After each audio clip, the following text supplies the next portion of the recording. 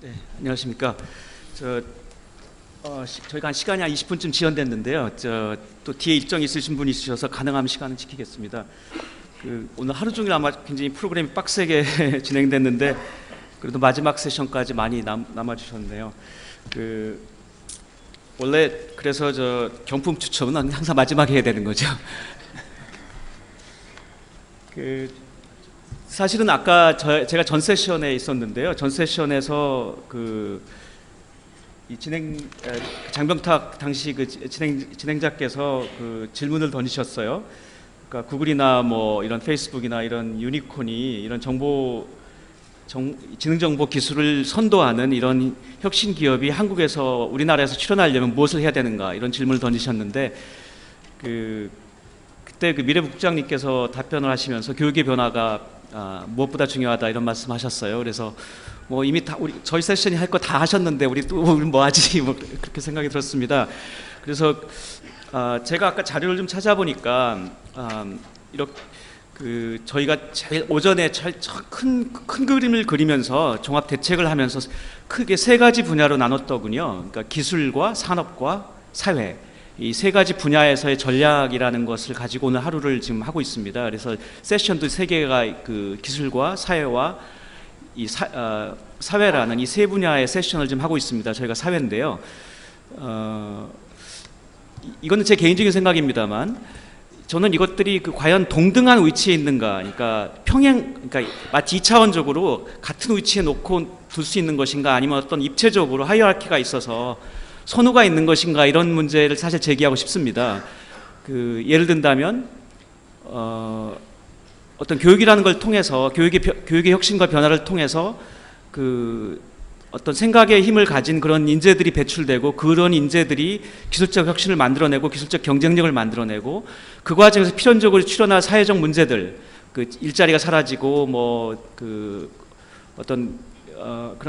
우리가 어떤 양극화가 초래되고 하는 그런 문제들의 경감 내지 해결을 위한 어떤 선제적 대응, 이런 어떤 시간적으로 본다면 조금은 좀 다른, 그러니까 어떤 선후가 있는 게 아닌가라는 생각이 들거든요. 그래서 저희가 다루는 사회 문제에서도 어떤 의미에서는 정말로 기술적 경쟁력을 달성하기 위한 사전 어떤 투자의 성격 또는 사전 변화의 성격이 강한 교육의 측면이 있고, 어떤 그로 인한 사회적 문제의 경감 내지 어떤 대응이라는 후자의 측면이 같이 있는 게 아닌가라는 생각이 들었습니다. 그래서 이것들이 기술과 산업의 어떤 우위라는 어떤 중간에 있는 영역에 전후에 있는 게 아닌가 이런 생각이 들었는데요. 저희가 일단 발표 내부는 잘 들었고요. 두 분이 현재 토론자로 오늘 오셨기 때문에 먼저 두 분의 말씀을 듣겠습니다. 전직 고용노동부 장관님하고 또 전직 교육부 차관님께서 오셨습니다. 그래서 어떤 정책 현장의 어떤 고민까지 좀 들려주실 수 있지 않나 생각이 듭니다. 그래서 두 분께 먼저 말씀 듣겠습니다. 전직 고용노동부 장관님이셨고 현재 한국노동연구원 원장님이신 방하남 원장님께 말씀 듣겠습니다. 예, 감사합니다. 5분 7분인가요? 예, 알겠습니다. 오늘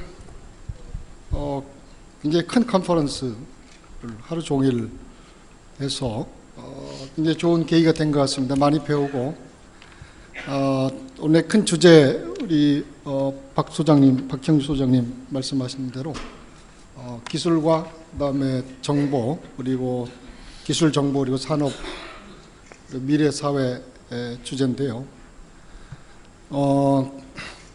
그 세 가지 다 키워드가 비인격체이기 때문에 추상명사입니다.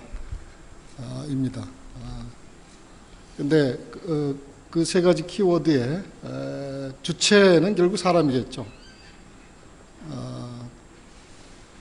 그동안에 다보스 포럼 이후에 우리나라에서 이런 미래 기술 혁신과 그다음에 AI 이세돌하고 바둑대의 충격을 우리가 받고 이런 논의들이 굉장히 활발히 진행되는 것은 굉장히 바람직하다고 생각을 합니다. 그 중에서 이제 우리 이런 논의들의 가장 중요한 핵심 이슈가 사실은 오늘 맨 마지막에 세션이 배치가 되어 있는데 결국은 미래 사회의 혁신 기술 그리고 또 그것의 인격 거의 유사 인격체를 갖게 되는 AI 혹은 로봇가 인간의 생산과 소비 시스템에 들어와서 같이 활동을 할 경우에 우리 사회는 어떻게 돼야 되고 또 그런 사회에서 사람의 역할은 무엇이고 로봇의 역할은 무엇이어야 되는지 이런 거에 대해서 얘기를 하게 된 것 같습니다. 그래서 그런 사회가 갖게 될 여러 가지 기회와 위험성에 대해서 앞에서 많이 발표가 됐었고 특별히 저는 이제 미래의 그 노동 그 다음에 일자리 고용의 문제 그리고 거기에 따른 지금 우리 노동시장이나 고용구조도 여러 가지 문제점을 가지고 있습니다만은 미래의 노동시장 그 다음에 일하는 방식들이 어떤 우리가 해결해야 할 문제들을 새롭게 들여올 것이냐 이런 것을 중심으로 오늘 논의된 내용들을 다시 정리하면은 상당히 많은 함의들이 있을 거라 생각합니다. 여러 가지 것들을 얘기할 수 있지만 제가 생각나는 대로 몇 가지만 좀 말씀을 드리면 될 것 같습니다. 첫 번째로 일하는 방식입니다. 앞에 고용부 국장 김경수 국장께서 여러 가지 것들을 짚어주셨는데 확실한 거는 미래의 그 직업의 세계가 많이 대체가 되고 변하고 또 혹자는 그 전망하기를 우리가 지금 알고 있는 직업에 앞으로 한 20년 30년 후에는 한 반도 안 남아 있을 거다 이런 얘기들을 하고 있습니다. 그래서 미래의 직업은 어떤 것일까? 그래서 이미 선진국에서 보고서들이 나오고 그렇게 했습니다. 그래서 없어질 직업하고 미래에 새로 생길 직업들. 근데 공통점은 무엇일까? 그런 질문들이 많이 나오는 것 같습니다. 여러 직업들이 나오는데 한 가지 나오고 있는 어떻게 보면 좀 컨센서스라고 그럴까요? 거기는 인간의 단순 노동이 상당히 많은 부분 대체될 것이다 그런 얘기입니다. 그리고 아무리 이제 AI가 뛰어나다고 해도 아주 고도의 창의성과 감성적인 면까지 대체하기는 어려울 것이다. 그래서 지금 어느 정도 지금 학자들 사이에 좀 정리가 되고 있는 부분은 중간 일자리들이 많이 대체가 되고 중간 일자리가 없어지기 때문에 미래의 직업 구조, 일자리 구조들이 상당히 이제 굉장히 하이엔드 일자리들하고 또 밑에 일자리들하고만 남을 것이다. 그렇게 된 그 직업 세계 노동 시장에서는 우리가 쉽게 상상해 볼 수 있는 부분들이 지금 우리가 경험하고 있는 노동 시장의 양극화나 소득의 양극화 이런 것하고는 조금 양상이나 모양이 다른 또 다른 양극화나 차별, 격차들이 발생하게 될 것이다. 그럴 경우에 어떻게 대처를 해야 될 것이냐, 그게 하나고요. 또 하나는 이미 영국의 이제 그 옥스퍼드 대학이나 이런 데서도 얘기를 하고 있지만은 그 우리가 과거의 산업혁명의 역사들을 보면은 많은 일자리들이 없어지긴 했지만 새로운 일자리들이 생겼기 때문에 4차 산업혁명이 질과 속도에 있어서 과거 3차 산업혁명과는 상당히 다른 양상일 거라는 것을 얘기를 하고 있습니다만은 그럼에도 불구하고 어쨌건 없어지는 일자리 대신에 새로운 일자리들이 생길 거다. 이런 것들이 이제 어느 정도 컨센서스가 이루어지고 있는 것 같습니다. 그런데 거기에 이제 4차 산업혁명이 던지는 도전은 상당히 많이 없어질 것이다. 이런 얘기지 않습니까? 상당히 많이 없어질 것이라는데 앞으로 이제 국가사회의 일자리 정책, 고용 정책의 도전이 있지 않나 이렇게 싶습니다. 그 반대편에는 지금 보시는 대로 로봇이 인간 노동에 상당히 어려운 부분들을 해소해 줄 수 있기 때문에 상당히 많은 기회, 그 다음에 어떻게 보면은 유틸리티, 사회적 유틸리티도요, 그런 유용성들을 볼 수가 있는 것 같습니다.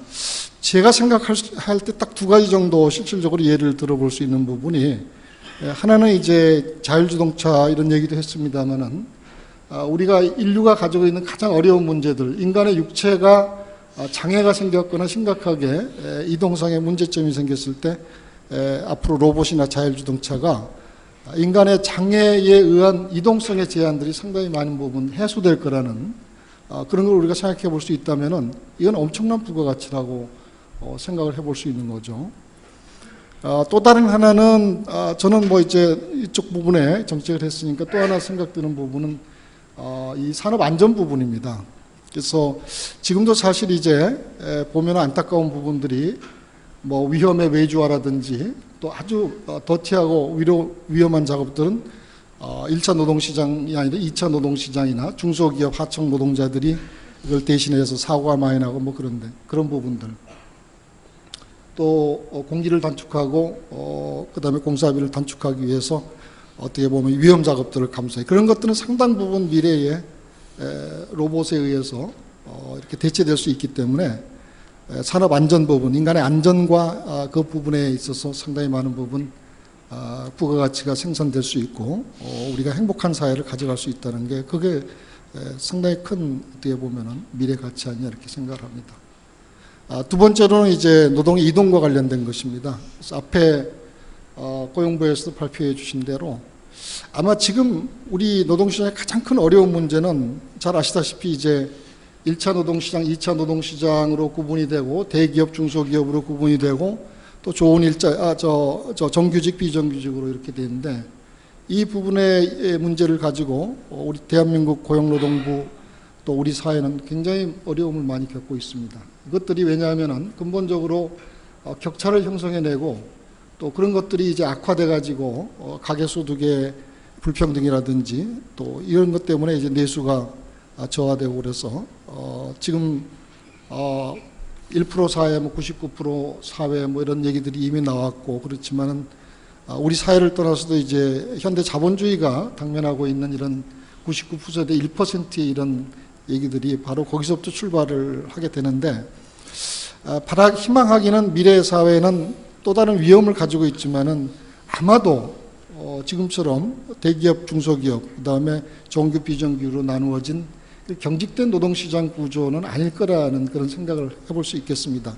그게 꼭 바람직한 거냐 그런 거는 아니겠지만 어쨌든 지금처럼 풀타임, 파타임 이런 거 구분하는 것보다는 훨씬 더 고용 형태가 다양하고 일자리의 양상이 다양하고 또 뭐 그냥 65세 정년해서 은퇴해서 이제 쉬는 그런 생애가 아니라 지금 사실 뭐 90세 어른분도 컴퓨터만 알다고 그러면 아까 플랫폼 노동의 중간자 역할을 할 수 있는 겁니다. 그래서 그런 여러 가지 가능성들이 있기 때문에 우리 사회가 해야 될 일은 이제 고용정책 포함해서 보다 넓은 의미에서 미래 기술 사회를 준비해 나가는 어떻게 보면은 기술 매니지먼트라고 해야 되나요? 아니면 거기에 따른 미래 그 같이 함께 살아가는 사회를 만들기 위한 여러 가지 이제 고용정책 또 복지정책들을 그런 플랫폼에 맞춰서 새롭게 설계해야 되는 것이기 때문에 여러 가지 비관론과 낙관론이 있습니다만은 저는 오히려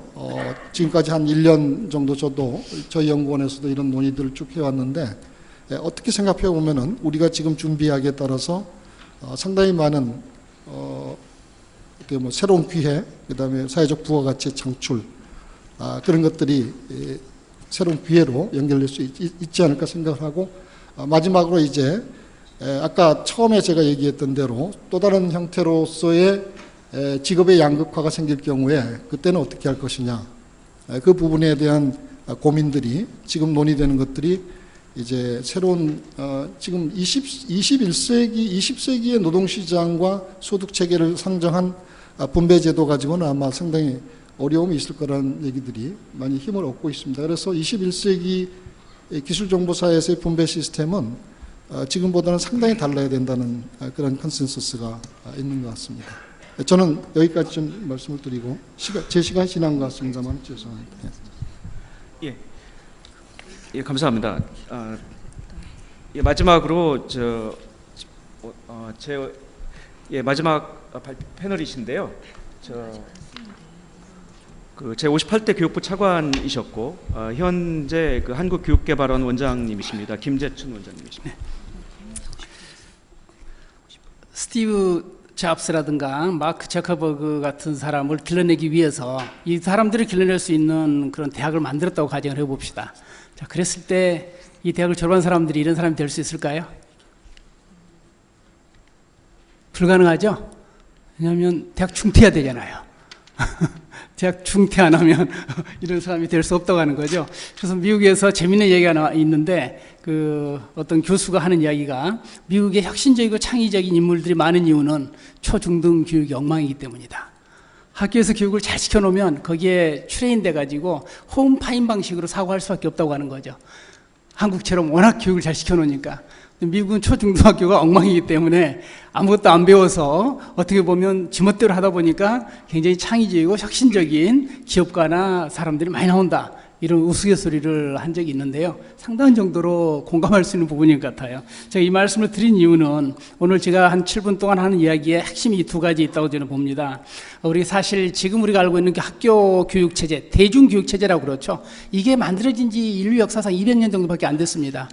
그래서 좀 빨리 이런 학교가 만들어진 게 200년 좀 넘었고, 좀 늦은 나라는 200년 좀 덜 됐고, 미국이나 영국이 좀 늦게 됐습니다. 미국 같은 경우는 1860년대, 한 150년 전에, 한 이때쯤 해갖고 본격적으로 오늘날 우리가 알고 있는 대중교육체제, 이 학교 만들어졌거든요.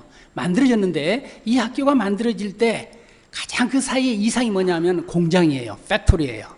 그래가지고 학교는 공장을 굉장히 많이 모방해갖고 벤치마킹하고 만들었습니다. 그리고 공간 구획, 시간 구획, 시간을 배치하는 거, 공간 배치하는 거, 이런 것들이 학교 모양을 많이 공장 모양을 따라왔거든요. 그게 뭐냐면 굉장히 구획화하고 표준화하고 모든 것들을 통일을 시키고, 그러면서 사실 미국에서 나이에 따라 학년을 구분하는 거, 이게 사실 1900년 전후에 하고 만들어진 거예요. 그전에는 그런 학교가 없었어요, 미국에도. 그러니까 이제 이런 식으로 공장을 모델로 해서 학교로 만들어놨는데, 이런 학교가 아직까지도 가장 충실하게 운영되는 나라 중에 하나가 대한민국입니다, 사실은. 이 말은 이제 4차 산업혁명 시대가 다가오면서 우리의 환경이 너무나 많이 달라졌기 때문에 교육도 이제는 더 이상 200년 전에 나타났던 그런 공장형에 기반한 학교 교육이 되면 안 되고 전혀 다른 종류의 교육으로 바뀌어야 된다 하는 것에 대해서 많은 사람들이 아마 느낄 거예요. 심지어 공장조차도 요즘에 아시면 뭐 아디다스에서 만들었던 스피드 팩토리처럼 전혀 개인 맞춤형 제품을 만들어내잖아요. 이런 식으로 이제 바뀔 필요가 있다. 그래서 사실 학교가 바뀌어야 되는데 어떻게 바뀌어야 되느냐. 제가 이제 그 세계적으로 유명한 미래 학교 몇 개를 쭉 분석을 해봤습니다. 사실 그 테크 인사이드라고 하는 그 업체에서 작년에 10월 달에 보니까 세계에서 가장 혁신적인 13개 학교를 선정을 했더라고요. 저도 13개 학교도 읽어보고 제가 알고 있는 몇 개 학교 쭉 분석을 해봤더니 4가지 공통점이 보이더라고요. 초중등학교인데 4가지 공통점이 뭐냐면, 첫 번째가 개인의 맞춤형 교육을 하는 거예요. 개인 맞춤형 교육이라는 게 뭐냐고 하면 그냥 애들이 능력 있고 좀 빨리 배우고 늦게 배우고 속도라든가 수준에 맞춘 것만이 아니고 개인의 관심이라든가 필요라든가 그 희망까지 고려해가지고 맞춤형 교육을 한다고 하는 거예요. 다시 말하면 모두한테 똑같은 과목을 가르치되 역량에 따라서 좀 빨리 가고 늦게 가고 좀 깊이 배우고 적게 배운 게 아니고 아예 얘들이 관심 있는 거, 필요한 거, 또 앞으로 희망을 고려해가지고 아예 그것까지도 개인 맞춤형으로 모두가 다르게 교육을 한다는 거죠. 이게 제가 미래형 학교라고 해가지고 각 나라에 있는 여러 학교들을 분석해 봤더니 나타나는 첫 번째 특징이에요. 그래서 공장형 학교, 모두가 똑같은 걸 배우는 교실에서 학습이 아니고 자기에게 개별적으로 개별화된 맞춤 공부를 한다. 두 번째는 얘들한테 지식이나 정보를 얻는 건 전혀 의미가 없다고 하는 거예요. 지식이나 정보가 깔려있기 때문에 이제는 그런 지식이나 정보를 가지고 뭔가를 할 수 있는 능력을 길러주는 거, 이제 소위 말 역량이라고 그렇죠. 이건 이제 다른 말로 하면 앞 시간에 하고 우리 강태중 부총장께서 발표할 때 아인슈타인 이야기하셨는데 문제 설정 능력, 저는 이게 굉장히 중요하다고 보거든요. 심지어는 문제 해결 능력도 이제는 별로 중요하지 않다는 거예요. 문제 해결 능력은 문제가 이미 주어졌기 때문에 주어진 걸 푸는 것은 AI가 더 잘 풀 수 있다고 하는 거예요, 어떻게 보면. 그리고 문제를 푸는 능력이 아니고 문제 해결 능력이 아니고 문제를 설정하는 능력, 문제를 만들어내는 능력, 문제를 읽어낼 수 있는 능력, 이게 더 중요하다는 거죠. 이런 것들을 길러주기 위해서 지식이나 정보를 가르치는 건 이제 의미가 없고 지시나 정보를 활용해 가지고 문제를 만들어내고 그 문제를 가지고 여러 가지 이렇게 하는 능력, 이걸 길러내는 거 중요하고, 그걸 위한 교육을 하고 있다고 하는 거죠. 그리고 이제 세 번째 특징이, 공장에서 벗어나다 보니까 학교 수업 방식이 근본적으로 바뀐다고 하는 거예요. 학교의 시간 배치가 달라진다고 하는 거예요. 학교 그 출석하는 시간이 정해지지 않아요. 이 아까 이야기한 미래 학교들 가보면 어떤 애들은 빨리 오고 어떤 애들은 늦게 와요. 공동으로 있는 시간만 정해놓고 빨리 오고 싶으면 빨리 오고 늦게 오면 늦게 오고, 시간도 50분, 10분 뭐 이렇게 하는 게 아니고 그냥 굉장히 다양하게, 그리고 아예 클래스가 없어요. 심지어는 덴마크에 있는 어떤 학교 가보니까 한 50개 클래스 운영하는데 건물 하나가 학교 하나예요. 그렇게 설계한 이유가 뭐냐고 하면 물어봤더니, 그렇게 건물을 50개 정도 들어가는 한 그 1000명 가까운 애들이 하나의 건물, 하나의 교실에서 공부하는데, 이 건물을 이렇게 설계한 이유가 뭐냐고 하면 전통적인 학습을 못하도록 하기 위해서 의도적으로 건축 설계를 이렇게 했다고 아주 괴물같이 학교를 만들어놨어요. 근데 모든 애들이 볼 수 있어요. 한 건물에 하나에 공부하기 때문에. 이런 학교들이 있었고, 또 하나 중요한 특징들이 뭐가 있냐고 하면 학교 내에서 학교 밖에 완전히 왔다 갔다 하는 거예요. 학교 내에서 하는 것들은 학교 밖으로 가고, 학교 밖에서 하는 게 오면서 학교와 밖에 경계가 없어지면서 모든 것들이 같이 섞이는, 다시 말하면 실제 삶의 현장을 수업의 도구로, 수업의 현장으로 활용하는 게 이런 학교들의 특징이더라. 그래서 이제 제가 이제 마지막으로 이야기하고 싶은 건 이 부분입니다. 사실은 우리나라에서 그러면 어떻게 할 거냐, 이런 미래 사회를 대비해서 학교 교육을, 저는 두 가지를 말씀드리고 싶은데, 사실 투 트랙을 접근하고 싶어요. 첫 번째는 방금 이야기했던 것처럼 공장형이 아니고 이런 방식으로 우리도 각 나라에서 다양한 미래형 학교를 운영하는 것처럼 우리 교육의 내용이나 방법이나 구조나 모든 것들을 바꿔가자 해야 되겠죠, 당연히. 이게 한 가지 트랙입니다. 근데 더 중요한 두 번째 트랙은, 특별히 새로운 방식으로 학교를 만들어갖고 운영하고 싶은 사람들한테는 마음대로 할 수 있도록 대폭 규제를 완화하자. 그래서 우리가 갖고 있는 온갖 종류의 그 화려한 테크닉, 인프라라든가 테크놀로지 있잖아요. 이런 것들을 포함해서 새로운 아이디어를 가지고 교육할 수 있는 학교는 할 수 있도록 규제를 완전히 풀자. 그렇게 관련 학교에 대해서는. 그 나머지 학교들에 대해서는 이렇게 맞도록 바꿔가자. 아까 얘기했던 문제 설정 능력을 길러줄 수 있는 그런 방식의 교육. 그래서 기존과는 전혀 다른 방식의 교육으로 해나갈 수 있도록 해야 되지 않겠느냐. 자, 이렇게 할 때 아까 얘기했던 것처럼 4차 산업혁명 시대에 적합한 인재를 길러낼 수 있지 않겠느냐, 이런 생각을 해봅니다. 이상입니다. 네, 감사합니다. 두 패널께서 아까 네 분의 발표자와 두 분의 패널께서 크게는 이제 고용과 교육이라는 측면, 그리고 거기에 이제 윤리적 문제, 법적인 체계, 이렇게 저희가 지금 발표를 들은 것 같습니다. 제가 사실은 그래서 저도 아까 두 번째 세션에서 던졌던 질문을 약간 바꿔서 한번 던지겠습니다. 오늘 패널께. 아까는 왜 우리나라에서는 구글이 출연하려면 무엇을 해야 되는가 했는데요. 전 바꿔서 왜 우리나라에서는 구글이 출연하지 못하고 있는가. 그러니까 제 생각에는 아까의 질문은 어떻게 하면 출연할 것인가, 이 문제였다면, 지금 그리고 아까 그 중에 한 가지 나온 답 중에 하나가 교육을 바꿔야 될 것이다. 그 말은 현재 우리 교육이나 우리 시스템이 그러니까 어떤 문제가 있다라는, 그러니까 문제 의식에서 출발한 것 같은데요. 그런 문제 의식을 좀 더 우리가 한번 직접 들여다보려면, 그렇다면 왜 우리는 그런 구글 같은 회사가 또는 테슬라 같은 혁신이 안 일어나고 있는가, 뭐 이렇게 한번 질문하면 뭐 어떤가 싶습니다. 그러니까 이것들이 뭐 교육의 측면일 수도 있고 아니면 뭐 여러 가지 측면이 있을 수 있을 텐데요. 한번 이 질문에 대해서 혹시 패널들께서 한번 말씀해 주시겠습니까? 교육을 말씀하셔가지고. 네. 앞에서 저도 잠깐 언급했습니다만, 우리 앞 세션에서 정부 국장님도 그런 말씀하셨고, 지금 저희 토론을 주재하시는 선생님도 그런 말씀하시는데, 앞에서 발표에서 잠깐 언급했습니다만, 이 질문을 바꿔서 교육 때문에 구글 같은 회사가 한국에서 만들어지지 못하고 있는가 할 경우에 그럴 가능성이 있다고 얘기를 하고 있는데, 저는 그렇지 않다는 겁니다. 물론 교육에 책임이 전혀 없다는 것은 전혀 아니고 실제로 구글이라는 회사가 만들어지기 위해서 상당히 다면적인 측면에 여러 가지 조건들이 갖춰져야 되는데 교육이 분명히 감당해야 될 어떤 과제가 있으리라고 생각을 합니다. 그래서 교육이 전면적으로 교육만 된다면 된다 이런 논리는 사실은 뭐 그것 자체로 상당히 무리한 주장이지만 앞에서도 제가 잠깐 말씀드렸지만 교육을 수단화하는 것이 어떤 것인지 조금 이제 생각할 필요가 있는데 우리가 예를 들어서 예컨대 구글과 같은 회사를 갖기 위해서 상당히 창의적인 혹은 사고력이 깊은 이런 사람들을 만들어낼 수 있어야 된다고 할 때 그러면 뭐 구글을 창업한 사람을 인재상으로 놓고 거기로 다 달려가도록 교육을 어떻게 좀 조정을 해보자 이런 정책으로 가능한가? 아니면 수학을 수학답게 과학을 과학답게 국어를 국어답게 가르치려고 하면 가능한가?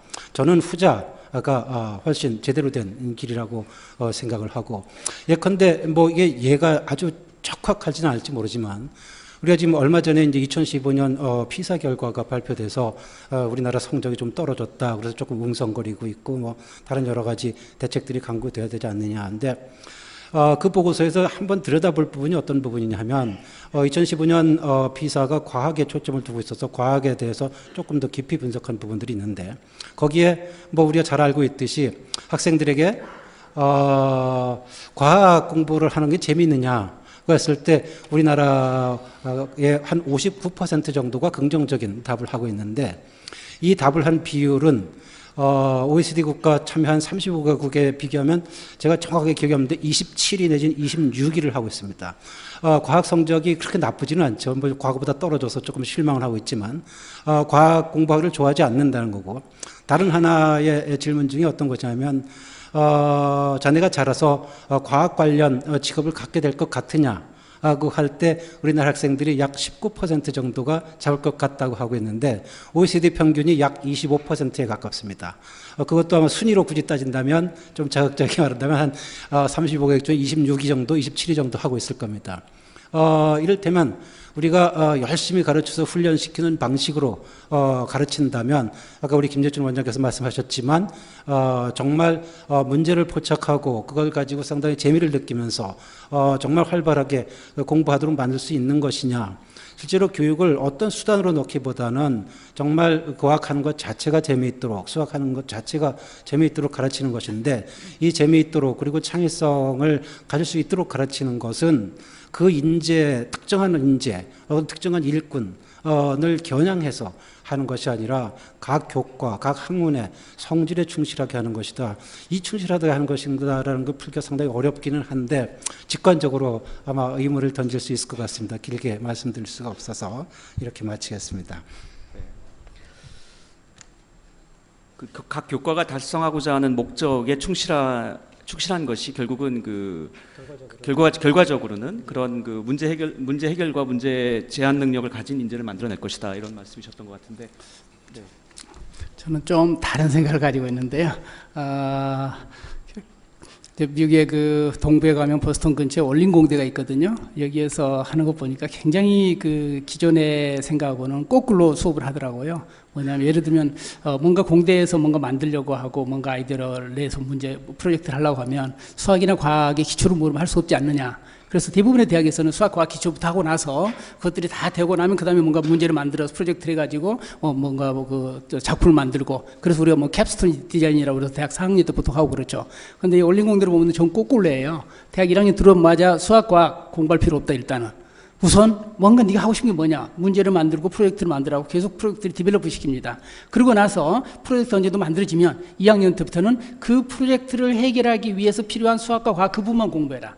그 부분만. 그럼 그 문제를 풀기 위해서 관련된 수학을, 관련된 과학을, 건축을 필요한 모든 것들을 찾아가 공부하면서 프로젝트를 완성시켜요.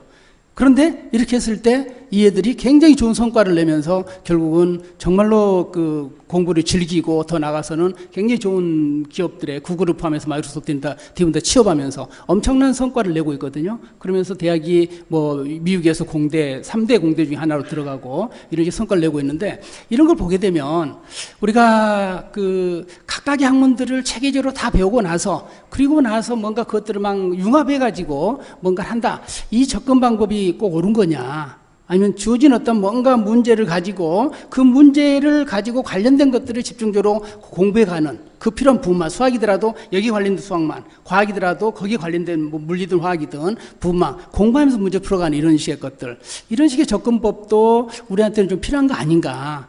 그래서 그렇게 했을 때 훨씬 더 많은 애들이 공부하는 거에 재미를 느끼고 뭔가 거기에 그 열정을 가지고 문제를 해결하려고 하고 뭐 이렇게 좀 몰입하는 것도 가능해지고 이런 부분들이 있기 때문에 어떻게 보면 모든 과목들을 따로따로 공부해가지고 그 성격에 충실하게 공부한다는 것도 의미는 있지만은 그런데 관심 없는 애들이 너무 많거든요. 그런데 뭔가 구체적인 프로젝트라든가 뭘 가지고 하게 되면 굉장히 많은 애들이 관심이 있어 하거든요. 그래서 이 부분에 대해서는 상당히 좀 많은 고민이 좀 필요할 것 같아요. 저는 양쪽을 다 실험을 해봤으면 좋겠어요. 선택할 수 있었으면 좋겠어요. 네, 네, 상당히 좀 두 분의 시각이 좀 다른 측면이 있는데요. 그 논쟁거리를 던져주신 것 잠깐만 같습니다. 제가 다른 것이, 그러니까 실제로 수학을 수학답게 가르친다는 게 교과를 분명하게 경계를 지우고 지금 가르치듯이 가르친다는 얘기가 아닙니다. 우리가 흔히 거꾸로라는 것이 훨씬 더 수학답게 가르치는 수학이고 다른 교과들과 융합하는 것이 훨씬 더 수학적일 수 있는 거예요. 이게 결코 배치된 얘기가 아닐 수 있습니다. 그러니까 지금 제 말을 선입견을 갖고 들으면 오해할 수 있는 여지가 있어서 잠깐 드렸습니다. 네. 그 혹시 다른 분께서 여기에 좀 첨언하실 분이 있습니까? 네. 네.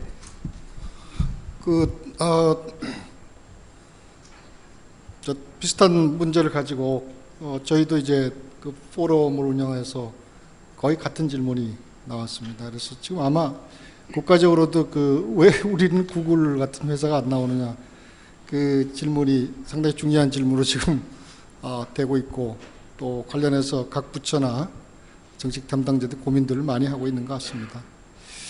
근데 이거는 뭐 계속 논의를 해봐야 되겠지만, 저는 굉장히 이 전문가들 얘기를 들어보고 그러면은 우리가 뭐 스탠포드, 실리콘밸리 스탠포드 같은 대학이 한국에 없느냐, 뭐 조금 차이가 나고 다르긴 있겠지만 우리 대학들이 상당히 많은 수준 올라와 있고, 미국의 그 실리콘밸리에 브라이트한 그런 사람들이 뭐 굉장히 많긴 하지만 창의적인 교육을 받은 뭐 그런 사람들이 없느냐. 뭐 우리나라 뭐 아까 피사 얘기도 하셨지만 굉장히 브라이트한 사람도 많이 있지 않습니까? 창의적인 사람도 있고. 그다음에 세 번째는 국가 지원 정책이 없는, 지원 정책이 너무 많은 것 같아요. 정책 모든 부처가 경쟁을 하듯이 하고, 국가 지원이 없느냐. 지금 엄청난 지원들이 되고 있습니다. 돈이 없느냐. 자금은 문제가 좀 된다고 그래요. 뭐 어떤 벤처나 이런 것들은 그때그때 새로운 아이디어들이 상품으로 개발되고 이게 시장에서 유통이 되려면 그 금융이 피와 같은 건데, 우리나라는 그런 부분들이 좀 경직되고 제도적인 문제가 많이 있다고 그럽니다. 그래서 금융은 문제인데 뭐 금융만 그럼 해결되면 될 거냐. 그래서 그냥 간단하게 말씀드리면은 교육도 그렇고 생태계라는 얘기입니다. 생태계라는 말은 이 지금 전문가들이 얘기하고 있는 각각의 필요한 요소들이 서로 연계되고 연계되어 있을 뿐만 아니라 시간이 지나서 그렇게 서로 연계돼서 서로 그 인지하고 정보가 교류되고 또 지식이 축적되는 이런 그 끊임없이 축적이 되는 축적의 시간들이 또 쌓여갈 수 있는, 이게 생태계입니다. 나무가 자라고 숲이 자라고 꽃이 자라는 데 있어서 한번 생각해 보시면 될 것 같습니다. 그래서 생태계만 있으면 되느냐. 근데 생태계가 제일 어려운 거예요. 정책적으로도 안 되고 어느 파트만 있어도 안 되고, 생태계를 만들어주는 것이, 그래서 그 안에서 여러 요소들이 서로 부가가치를 만들고 서로 상호작용을 해서 시간이 지나면서 실리콘밸리든 다른 밸리든 만들어지고, 일단 만들어지면 그것이 이제 일종의 센터 역할을 해서 좋은 인재들이 또 거기에 몰려들고 또 만들어지고, 또 이런 그 선순환을 할 수 있는 그거 하나고, 교육 부분에서도 많이 얘기를 하는데 저는 분위기라는 얘기들을 많이 좋아합니다. 그래서 전체 사회 분위기가 그런 걸 좋아하고, 우리는 좋아하는 것 같아요, 우리 신세대들은. 근데 좋아할 뿐만 아니라 거기에 자기가 뛰어들었을 때 사회적 리스크가 적어야 됩니다. 근데 좋아는 하는데 저희가 생각할 때 우리 사회는 그 리스크가 너무 큰 겁니다. 뭐 여러 가지 이유 때문에. 그래서 그거를 저는 그냥 하나로 분위기라는, 사회적 분위기가 형성이 되고 거기에 뛰어드는 창의적인 인재들이 설령 실패했더라도 리스크를 사회가 분담해 줄 수 있을 때 이 두 가지가 형성되면은 구글 같은 회사가 나오지 말라고 그래도 나올 거라 이런 생각을 합니다. 지금 저희가 지금 패널에 6분이 나와 계신데 2분이 교육 전문가이시고 2분이 고용 전문가이시고 그리고 1분이 법률가이시고 1분이 복지 전문가이십니다. 그래서 좀 유관된 질문을 한번 제가 던져보려고 하는데요. 첫 번째가 이제 고용과 교육의 연계에 대해서 한번 질문 던지고 싶은데요. 이 다보스 보고서의 이 미래 일자리 보고서에서는 일자리의 탄생 소멸이 빈번해질 것이다라고 예측하고 있습니다. 뭐 지금 초등학생의 60%는 현존하지 않는 직업을 가질 것이라고 예상하고 있고, 그리고 최근에 연구 보고서에서는 현재 초등학생은 평생 동안 평균 3번의 커리어 체인지를 겪을 것이다라는 말도 있습니다. 그러니까 무슨 말이냐면 결국 평생 직업 개념이 없어질 것이다라는 이제 일반적인 아마 거의 이견이 없습니다. 이제 이 말을 달리 말하면 이게 교육의 화두이기도 하고 어떤 고용 정책의 화두이기도 한데요. 전혀 다른 영역으로 이전해서 적응할 수 있는 결국은 준비가, 그러니까 이제 미래 세대는 결국 그게 하나의 도움이 돼야 된다는 뜻인데, 지금의 교육이 과연 그런 직업의 변화를 손쉽게 받아들이고 적응할 수 있는 과연 그런 능력을 제공하는가?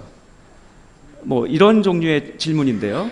그리고 현재 우리 고용 정책이 이러한 그러니까 이러한 일자리 변화 내지 고용의 변화, 직업의 변화를 인정하고 그런 것들을 상정하고 어떤 준비를 하고 있는가, 이런 질문을 한번 던지고 싶습니다. 그러니까 이 분야는 아마 교육과 고용 전문가들께서 약간의 아마 이견이 있을 수 있을 것 같습니다만, 한번 어디 국장님부터. 예. 제가 얼마 전에 우리 부에서 국책연구기관장님도 회의하실 때 애트리의 이상훈 원장님이 이미 3번 정도가 아니라 20개의 직업을 갖게 될 것이다 앞으로, 이런 얘기까지 하셨거든요. 진짜 그야말로 계속 변화되는 커리어 패스를 가지게 될 텐데, 지금 현재 고용노동법제가 그런 부분에 대해서 상당히 규제가 많고 유연하지 못한 부분이 확실히 있는 것 같습니다. 그래서 아까 제가 말씀드린 것처럼 어쨌든 미래에 있어서 일자리가 굉장히 줄어들 거라는 얘기가 많기 때문에 그와 관련해서 어떤 고용의 형태에 대한 규제랄까? 어떤 일자리가 만들어지는 거에 대한 규제는 저희가 볼 때는 최소화하고 최소화해야 된다고 생각하고, 그러면 그거에 맞게 적응성을 높여주는 부분이 제일 중요한데, 그러면 이 근로자들이 적응성을 높여가는 가운데서 저희가 훈련이라는 체계는 사실 재직자와 실업 구직자 두 가지 체계로 지금 우리나라 훈련 체계가 이루어져 있거든요. 근데 이제 재직자 훈련이 좀 더 지금 비중을 많이 차지하고 있어요. 근데 재직자 훈련은 또 중소기업과 대기업 간의 격차가 심해지고 있고, 그래서 저희들이 생각하기에는 지금과 같은 환경에서는 재직자 훈련에 있어서 이제 기업에서 아까 제가 대기업의 경우에는 전직 취업, 그러니까 자기 회사에서 떠나는 사람들을 위해서 재취업을 위한 전직 서비스, 훈련 서비스를 의무화해야 된다, 이런 얘기가 나오고 있고, 근데 이제 중소기업과 대기업 간의 재직자 훈련의 격차를 줄이는 것은 오랫동안 우리 훈련 정책에서 숙제입니다. 그래서 그 부분이 좀 더 강화돼야 하는 한편, 이 근로자들이 본인이 원하는 훈련을 받을 수 있고, 그 훈련이 어떤 저희가 지금 하고 있는 계좌제라는 것이 이제 근로자들이 실업을 당했을 때 자기가 어떤 일정한 금액을 받아갖고 그거를 자기가 원하는 데 가서 훈련을 받을 수 있도록 하는 건데, 이 계좌제의 훈련 방식이 좀 더 고도화돼야 되지 않을까. 그리고 훈련이 지금 보면은 공급자 위주로 돼 있었어요. 훈련 체계가 우리나라가. 근데 공급자 위주의 훈련 체계를 좀 더 수요자 중심으로 바꿔야 된다. 그러니까 공급자 체계의 훈련이란 거는 우리나라가 성장하는데 어느 분야에 어떤 사람이 얼마나만큼 필요하다라는 그런 것 갖다 전제로 해서 훈련을 직종이라든가 이런 게 물량을 갖다가 지정하는 방식이었는데 그런 방식은 더 이상 맞지 않는 거죠. 아까 김 원장님께서 우리나라 공장 방식의 학교라는데 사실 저희 훈련도 그런 식으로 물량 위주의 공급자 위주의 훈련이었는데 이런 거는 저희가 매우 빨리 그 부분을 시장 수요에 맞게 바꿔가야 되고 금년도 저희가 이제 2017년 훈련 방식부터 지금 그런 식으로 바꿔가기 위해서 체계를 좀 개편을 했는데 제일 중요한 게 그러면 어느 분야가 유망하고 훈련이 잘 되고 취직이 잘 되느냐라고 하려면 거기에 대한 정보가 많이 있어야 되거든요. 그러니까 정보의 흐름이 굉장히 중요하고 그 정보의 공개와 그 구직자들이 그걸 쉽게 이용할 수 있는 그런 정보의 흐름이 되게 중요한 것 같습니다. 그래서 그 부분을 저희가 지금 HRD 넷이라는 이제 훈련 인프라가 있는데 그 부분을 통해서 이 훈련 정보, 좋은 훈련 기간, 좋은 훈련 과정에 대한 정보를 최대한 제공하겠다 이런 방식으로 가고 있고요. 아까 그 학교 밖과 학교 안에 저희가 매우 중요하다는 거기에 대해서 저희 전적으로 공감을 하고요. 이번 정부부터 했던 일학습 병행제라는 게 이제 그런 거를 저희가 볼 때는 좀 산업사회하고 이 학교 교육과의 괴리를 좀 더 메우고 학생들이 좀 더 취업에 있어서 이 적응성을 높이는 데서 필요한 것이라 보고 추진했는데 이런 분야는 좀 더 확대돼야 되지 않을까 그런 생각을 합니다. 예. 예, 지금 저희가 시간이 많이 부족해서 제가 아마 한 가지만 제가 약간 첨언하고 다시 기회를 드리겠습니다. 제 질문의 사실은 요지는 그러니까 이런 빈번한 일자리의 그 탄생 소멸과 이동의 사실은 함의는 직장의 이동이 아니라 직업의 이동이거든요. 그러니까 무슨 말이냐면 전문성의 포기 내지 새로운 전문성의 획득이 빈번하게 일어나야 되는데 이건 교육의 측면에서는 결국은 새로운 것을 배울 수 있는 학습 능력이 결국은 미래 인재 소양이란 뜻인데요. 이런 것들이 결국은 단지 그 직장에서 필요한 스킬을 가르쳐 주는 게 아니라 새로운 전문성이 필요할 때 그것들을 획득할 수 있는 능력이 있는가, 결국 이런 것들이 어쩌면은 이제 이전의 교육이 고민하지 않아도 됐던 숙제가 아닌가 생각하거든요. 예. 사실 아까 한국에서 구글 같은 기업이 나올 수 있겠느냐, 아까 여기에 대한 간단히 말씀드리면 저는 이 부분은 아까 교육 쪽 발표했던 강태중 부총장님하고 의견이 거의 비슷합니다. 뭐냐면 쉽게 말하면 교육이라고 하는 것은 제가 아까 시작할 때 언급했던 것처럼 스티브 잡스라든가 마크 저커버 같은 사람이 미국같이 상당히 느슨하고 이른바 창의적이고 비판적인 교육을 하는 나라인데도 불구하고 대학 중퇴할 수밖에 없잖아요. 중퇴했기 때문에 그런 사람이 된 거라고 볼 수 있잖아요. 그런 것처럼 사실 교육이라고 하는 것이 우리가 아무리 유연한 영역이 길러질 수 있도록 바뀐다 하더라도 이거는 구글 같은 기업에 나올 수 있는 수많은 필요 조건 중에 하나에 불과하지 마치 교육만이 유일한 필요 조건인 것처럼 이야기하는 것은 굉장히 좀 곤란하다. 그럼에도 불구하고 교육에 있는 사람으로서 교육이 근본적으로 바뀌어야 된다고 하는 것은 누구보다 강하게 이야기하고 싶습니다. 네. 혹시 첨언하실? 교육만. 네네.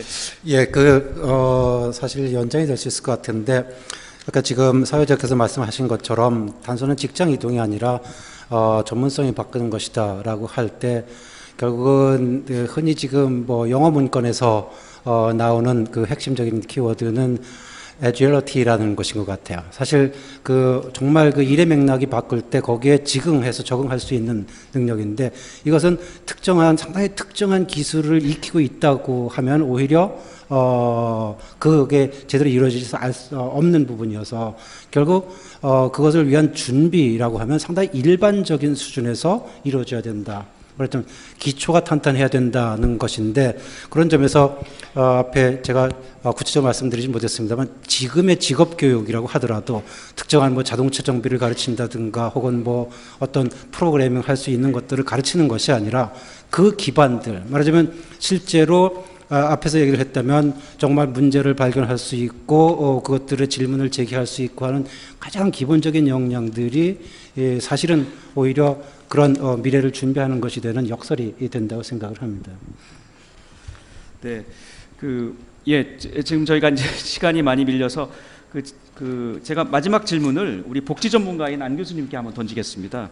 오늘 여러 번 다른 발표에서도 여러 번 언급됐는데 아무도 결론을 안 내는 주제인데요. 결국은 우리 복지의 미래라고도 어떤 사람들은 주장하는 이 기초연금 뭐죠? 기초소득, 예, 기본소득이 우리나라에서 구현될 거라고 생각하십니까?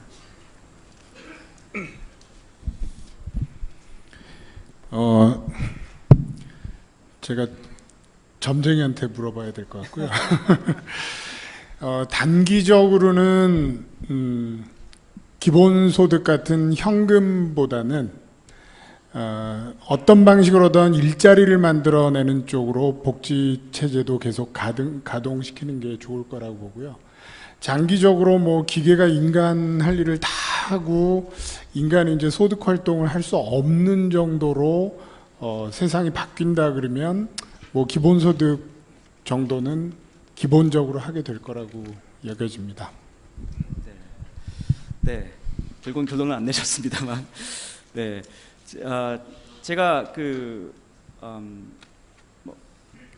사실은 제가 얼마 전에 미국 상의, U.S. Chamber죠, Chamber of Commerce에서 오신 분이 한국에 오셔서 발표하는 걸 들었는데 그분이 그런 말씀을 하셨습니다. 이전에는 어떤 기업이든 아니면 어떤 조직에서 리더의 소양이 어떤 전략적 생각, 사고 능력 또는 어떤 큰 그림을 보고 어떤 플래닝을 할 수 있는 능력 이런 것들이 리더의 소양했다고 하는 거예요. 그 다음에 말단 직원은 그런 리더의 어떤 비전을 이해하고 그것들을 자기 영역에서 충실히 구현하는 이런 것들이 옛날에는 이상적인 일자리의 관계였다고 합니다. 근데 이분의 주장은 적어도 미국 상인은 이제는 그거는 이제 변하고 있다라고 믿는다고, 그리고 실제로 그런 프로그램을 미국 상위 차원에서 만들어내고 있다고 하는데 그분의 주장은 단순 반복적인 그런 노동은 결국은 인공지능에 기반한 로봇이 대체할 것이고, 결국 말단 직원조차도 그런 인공지능을 어떻게 활용해서 그런 일들을 시킬 것인가라는 결국은 중간 매니저의 역할을 오히려 하게 될 것이기 때문에 예전에 리더의 소양이라고 여겼던 전략적 사고 또는 큰 비전 또는 그림 이런 것들이 말단 직원에게로 이제는 다운그레이드 될 내려갈 것이다, 캐스케이드 다운 할 것이다 이렇게 말하더라고요. 결국은 예전에 우리가 학교 교육을 통해서 다루고자 했던 또는 우리 젊은이들에게 요구했던 그런 소양 자체가 이제는 급변할 수밖에 없다라는 것인데요. 사실은 이런 논의를 좀 하고 싶었는데 오늘은 많이 못했습니다. 그래서 마지막에 그냥 질문을 한번 던지고 혹시 이 문제에 관해서 혹시 마지막으로 한번 첨언하실 분 있으시면. 교육 쪽에는 네, 제가 그래서 좀 복지는 하나 던졌는데 전형적으로 100% 공감하고요. 아까 얘기했던 것처럼 산업사에서는 관리자와 노동자가 딱 다른 교육을 받을 수밖에 없었거든요. 그래서 아까 얘기한 표준화돼가지고 모든 사람들이 표준화된 교육을 받을 수밖에 없었는데 지금 다가오는 4차 산업혁명에서는 방금 얘기했던 것처럼 모두가 아까 얘기했던 것처럼 뭔가 개인의 관심이나 흥미나 필요에 따라서 필요한 방식으로 교육을 받으면서 자기가 매니지할 수 있는 이런 역량을 갖춰야 된다. 그래서 방금 말씀한 그 부분에 대해서 전적으로 공감하고 그런 방식으로 교육이 바뀔 필요가 있다고 생각합니다. 네, 지금 말씀하신 것처럼 저희가 결국 이런 4차 산업혁명 시대를 살아갈 또는 우리나라의 구글을 테슬라를 그런 혁신을 만들어낼 어떤 자산으로서의 얘기를 하다 보니 저희가 아무래도 좀 교육 얘기를 많이 하게 됐습니다만 끝내기 전에 혹시 마지막으로 플로어에서 질문 하나만 받겠습니다. 네.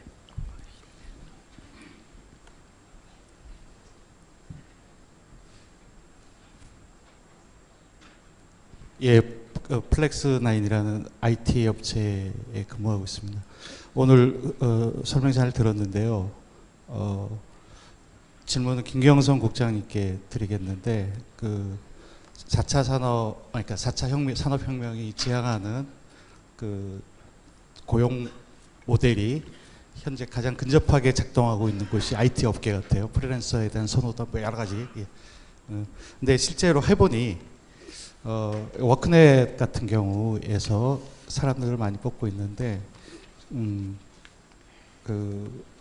다른 거 다 좋은데 이력 관리가 꼭 필요하더라고요. 그러니까 평판 관리 특히. 왜 그러냐면은 들으면서 약간 황당한 것도 있었는데 개인화 교육도 중요하지만은 실제 일할 때는 협업이 더 중요해요. 데이터가 많아질수록 빅데이터가 되고 인공지능이 될수록 그다음에 그 개인 수월성 교육도 필요하지만은 공동체 교육도 필요해요. 왜냐하면 협업이 굉장히 많이 필요하거든요. 등등등 이런 것들을 감안해 보면은 지금 워크넷 물론 이제 제도적인 제약이 많지만은 그 좁혀가지고 실제 제일 필요한 그 평판 관리 이거를 어떻게 소화해낼 수 있을 건지 좀 여쭤보고 싶습니다. 뭐 제가 질문이라기보다는 우리 저 박상무님의 건의사항으로 저는 생각하고요. 워크넷을 일단 많이 활용해 주셔서 정말 감사하고 그 지금 저희가 워크넷 고도화를 내년부터 지금 적극적으로 추진하려고 하는데 그 방금 말씀하신 대로 그 개인에 대한 이력 관리 근데 이제 지금 말씀하시는 포인트와 약간 다를 수 있지만 그 이력 관리라든가 이런 부분들을 적극적으로 하려고 합니다. 예, 지금 말씀하신 건의사항 적극 반영해서 추진하도록 하겠습니다. 네, 적극적으로 반영하신답니다. 네. 예, 뭐 사실은 오늘 세 개의 세션에서 저희가 마지막 세션이지만 그 다른 세션에 아까 제가 입체 3차원이라는 말씀드렸는데 하이어라키 수준에서는 선후에 다 해당한다고 생각합니다. 이런 변화가 사회적 변화 또는 교육의 변화가 없이 그런 기술적 혁신이 일어날 수가 없고 그리고 그런 기술적 혁신이 만들어낼 그 각종 문제들의 그 대응 방안을 미리 준비하지 않으면 또 다가올 그런 혼란을 또 우리가 겪어낼 수 없죠. 그래서 이런 문제들은 지속적으로 논의가 계속 필요하고 오늘 그냥 시작으로 그냥 문제를 던지는 수준이었다고 생각합니다. 그래서 오늘 굉장히 많은 고견을 갖고 계신데도 시간적 제한 때문에 저희 패널께서 많은 시간을 못 들여서 죄송합니다. 그리고 뭐 후속 논의가 계속 이루어지길 바랍니다. 늦은 시간까지 자리해 주신 청주께 감사드립니다.